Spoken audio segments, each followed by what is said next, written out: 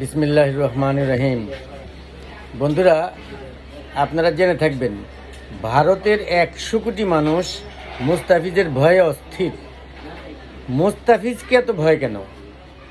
কারণ ভারত জানে মুস্তাফিজ একাই ভারতের পুরা টিমকে ভেঙে তছনছ করে দিতে পারে।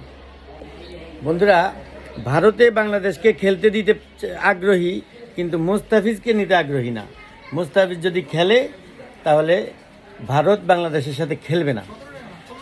হিন্দুত্ব উগ্রবাদী হিন্দুত্বের কারণে তাদের দোহাই দিয়ে তারা মুস্তাফিজকে বাদ দিতে চাচ্ছে। আমাদের এক মুস্তাফিজ যথেষ্ট।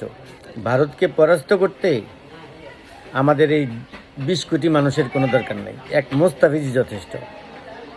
আপনারা সবাই দোয়া করবেন যাতে মুস্তাফিজের বোলিং আরও বেশি স্ট্রং হয় এবং সে যেন আরও সাফল্যে উন্নতি হতে পারে।